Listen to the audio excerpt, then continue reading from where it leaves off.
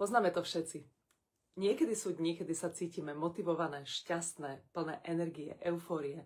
Všetko by sme dokázali v tej chvíli, lebo máme pocit, že nič nie je nemožné. Najradšej by sme lietali, najradšej by sme vykričali do sveta, že ja som nadšená pre nejaký cieľ, pre nejaký sen a ja to dám, ja viem, že to dám. Ale potom prídu dni, kedy máme pocit, že necítime vo vnútri nič a že by sme to najradšej zabalili. Pretože možno niečo nevyšlo podľa plánu, naša snaha vyšla na zmar, alebo nám niekto niečo povedal, alebo skrátka sme sa zobudili so zlou náladou. Ako mám pokračovať ďalej, keď necítim nič a keď sa ešte možno cítim prázdna? Ja som v sobotu pozerala reláciu Modré z neba. Teraz v sobotu tam bol prípad človeka, ktorý sa volá Adam Cibuľa. Je to najznámejší bodybuilder celého Slovenska, ktorý vyhrával súťaže, ktorý vyhral množstvo zlatých medailí, pohárov na európskych aj celosvetových pódiách.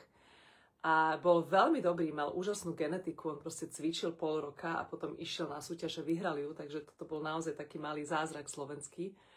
A sledovalo ho naozaj celé Slovensko a bol obrovskou inšpiráciou pre všetkých. A tento Adam Cibuľa sa ale dostal do problémov, rozviedol sa a ako sa rozviedol, tak vlastne skončil na ulici, ako bezdomovec, nemal kde bývať. No a na tej ulici začal piť. No a začal sa pretlkať nejako životom, strátil prácu, až nakoniec skončil v takom rozbombardovanom dome, kde bol jeden byt, kde bol taký prázdny byt, kde nikto nebýval. A tam si s novou manželkou, ktorú si zobral, zriadili bývanie, hoci tam nebolo kúrenie. Ten byt je v katastrofálnom, strašnom stave, to je proste zrúcanina, tam by si nechceli bývať. A bývalý tréner tohto Adama Cibuľu proste napísal do tohto Modrého z neba a napísal, že by tento človek potreboval trošku dôstojnosti a chcel by ho proste vidieť naspäť. Pri živote, pri plnej sile, možno naspäť, aby trénoval, aby proste ešte niečo ukázal, čo v ňom je, hoci už má okolo 60-ky. No a tak ho z Modrého z neba tento Vilo Rozboril, moderátor, vyhľadal, prišli za ním a naozaj to, čo tam ukazovali, tie podmienky, v ktorých žil, to bolo žalostné. Všetky medaily, poháre, s výnimkou jedného, ktorý zachránil tento bývalý tréner, tieto ostatné poháre a medaile, všetky dal do záložne, tento Adam Cibuľa, alebo potreboval peniaze, takže vlastne dal všetky svoje ocenenia preč, aby mal z čoho vôbec nejako žiť na základné potreby. No a aby som skrátila dlhý príbeh, tak jeho sen bol stretnúť, alebo nie sen, ale jeho veľkou inšpiráciou v súčasnosti tohto Adama Cibuľu je Carlos Vémola. Bojovník, je to Čech, ktorý bojuje vlastne v MMA a je veľmi dobrý. Je to najlepší vlastne MMA fighter v Čechách a pre tohto Adama Cibuľu proste je on veľkou inšpiráciou. Takže ho išli navštíviť k nemu domov, do jeho krásnej vily, do jeho domu. A ako sa s ním ten Adam rozprával, tak Carlos mu dával také rady do života, dá sa povedať.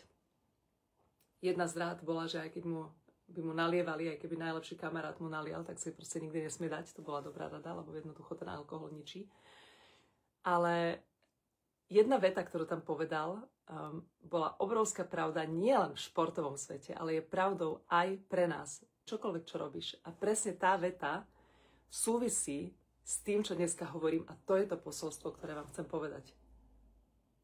Že vo chvíli, kedy stratíš motiváciu, kedy sa ti fakt nechce, kedy je možno zlé počasie, tebe sa nechce výjsť von, nechce sa ti, proste máš toho plné zuby, nemáš motiváciu, nevidíš svetlo na konci tunela, tak v tej chvíli nastupuje jediná vec. A to je disciplína. Ľudia preceňujú motiváciu a podceňujú disciplínu. Lenže disciplína je oveľa viac ako motivácia. Pretože motivované sa môžeme niektoré dni cítiť, ale niektoré dni vôbec. A v tých dňoch, kedy tú motiváciu necítiš, tak jediné, čo vyhrá a jediné, čo ťa posunie ďalej, aby si naozaj niečo dokázala, je disciplína. Takže áno, ono sa to nepočúva dobre, pretože my by sme chceli stále cítiť tú eufóriu, stále mať ten pocit, že sa vznášame a podobne, ale toto nikdy nebude. Jediné, čo vyhrá, je disciplína. Ak tá motivácia vyprchá, ty musíš nastúpiť na disciplínu. Čiže v momente, kedy sa ti nechce, si povedať, ale ja som sa rozhodol. Ja som sa rozhodol, že si zmením život, že opäť sa vrátim do formy, že budem súťažiť, že pôjdem na veľké pódium. Slúbil som to pred celým národom, takže hoci sa mi nechce, idem a budem robiť. A toto isté platí, nech robíš čokoľvek. Ak si sa raz rozhodla a vtedy, keď si možno tú motiváciu, tú eufóriu cítila, si spísala svoj sen, svoj cieľ, tak v dňoch, kedy sa ti nechce, vráť sa k tomu papieru a prečítaj si to. Čo som vlastne chcela? Prečo som to chcela? Prečo? Veľmi dôležité mať svoje prečo. A to prečo nemôže byť iba nejaká jednorazová vec. To tam bolo tiež pekne ukázané. Keď Adam povedal, ja budem cvičiť a ešte všetkým ukážem, že ja vyhrám. Ja ešte raz sa chcem na pódium postaviť a vyhrať. A Carlos mu povedal, ale ty to nerobíš kvôli tomu, aby si jednorazovo vyhral. Aby si raz sa ukázal pred národom, že ty si hrdina a vyhral si. Ty to robíš pre ďalšie veci. Prečo? Pretože chceš dôstojne žiť. Lebo chceš mať normálne bývanie. Lebo chceš so svojou manželkou dôstojne, krásne dožiť. Chceš mať peniaze, aby si začal žiť životom, kde si môžeš veci dovoliť a nielen prežiť zo dňa na deň. A to je presne to, dievčatá. Vo chvíľach, kedy si nadšená, spíš si tú svoju víziu, čo chceš, ale napíš si tam prečo. Prečo to chceš? Prečo chcem práve túto vec? Prečo chcem práve toto dosiahnuť? Prečo? Čo je to moje prečo vnútorné? To, čo chcem, aby zasiahlo môj život natoľko, že to nikdy nepoložím. Prečo chcem byť úspešná? Prečo chcem viac peňazí? Lebo čo? Nechceš to preto, aby druhí ľudia pozerali. Nie. Pretože druhí ľudia budú mať vždy k tebe nejaké komentáre. Či robíš dobre, alebo nerobíš dobre, vždy sa nájde niekto, kto ťa pochváli a niekto, kto ťa skritizuje. Takže nebyť závislá na tom, čo si ostatní myslia, to ti môže byť jedno. Dôležité je, čo chceš s tým ty. Chceš si zmeniť bývanie? Možno žiješ v podmienkach, ktoré sa ti nepáčia? Tak to rob preto, aby si sa odsťahovala. Možno chceš zmeniť prácu, lebo proste ťa to nebaví, že chodíš tam, kde chodíš a nevidíš v tom zmysel. Chceš mať niečo vlastné, aby si mala slobodu. Tak choď a makaj na tom. Choď a makaj na tom, aby si mohla takto žiť. Možno chceš svojim deťom doprieť, možno máš malé deti. A vieš, že keď budú väčší, tak budú potrebovať možno počítač, ja neviem, kameru profesionálnu, hej, veľký foťák, alebo budú chcieť študovať do zahraničia, kde sa školy platia. To je jedno proste, čo je tá motivácia. A ty si povieš, ja to robím preto, aby keď moje dieťa za 5 rokov dokončilo školu, aby som ho mohla poslať na tú školu jeho snov, lebo na to budem mať. Alebo máš možno starnúcich rodičov a uvedomuješ si, že oni keď pôjdu preč z práce, už nebudú mať absolútne žiadny zdroj príjmu, možno si uvedomuješ, že nebudú mať možnosť normálne dôstojne žiť a budú potrebovať pomoc finančnú. Kto im pomôže? Možno si povieš, že ja chcem byť tá, ktorá im pomôže, takže to robíš preto, aby si pomáhala rodičom finančne. Aby o 5 rokov, keď proste príde tá chvíľa, si mohla povedať, dajte mi číslo účtu, budem vám pravidelne každý mesiac posielať, lebo máš. Rozumieš? Toto je to. A to není o motivácii, ktorú ti dá niekto zvonka, kto ťa nadchne, nadopuje, kto ti povie. Hej, môžeme všetky si povedať, môžeme sa tu nadopovať, áno, adrenalinom ideš, je to super, poď, ty to dokážeš, že tie motivačné reči sú super, ale iba na chvíľu. Tie ťa možno nadchnú na tú chvíľu, kedy to počúvaš, kedy máš pocit, že nič nie je nemožné, kedy máš pocit, že máš krídla, kedy niekto druhý ťa zdvihol. Možno ja, možno niekto iný. Ale čo príde vo chvíli, kedy tam ten druhý faktor nie je, kedy nikto není vedľa teba a nepovie ti, ty si super, to dáme.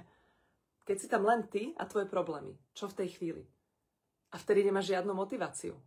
Lebo to necítiš, žiadna eufória neprichádza. Ty by si sa najradšej zabalila do deky a ja chcem spať, hej?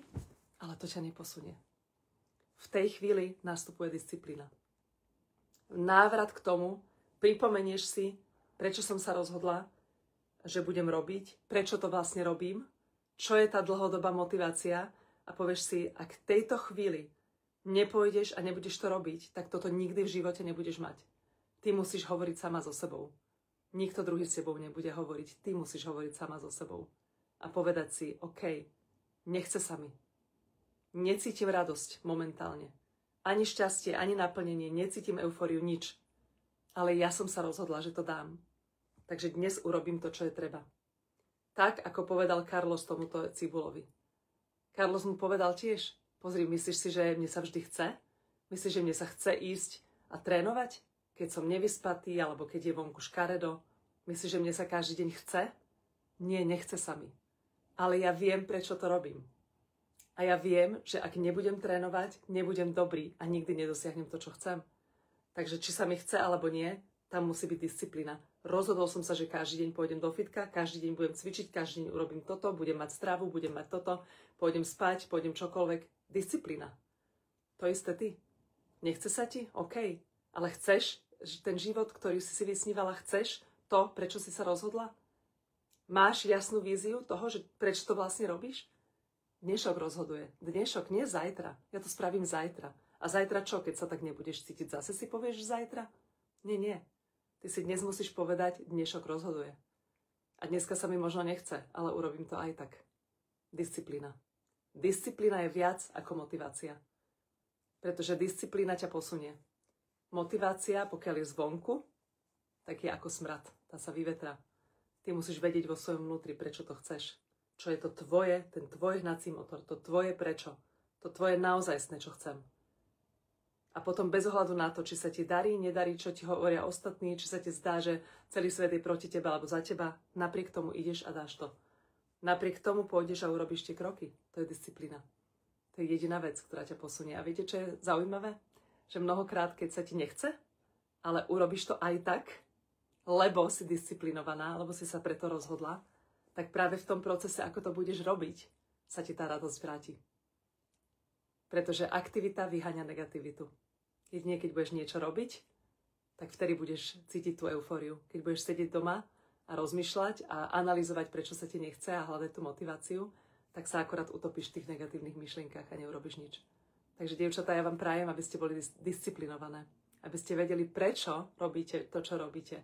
Aby ste mali jasnú víziu. A aby aj v dňoch, kedy sa vám nechce, vyhrala disciplína. Pretože to je jediné, čo vás posunie k úspechu. To je vše. Takže vám želám krásny deň a držím vám palce. Ak vám moje videá dávajú zmysel a pomáhajú, ďakujem za like, odber a zdieľanie. Krásny deň.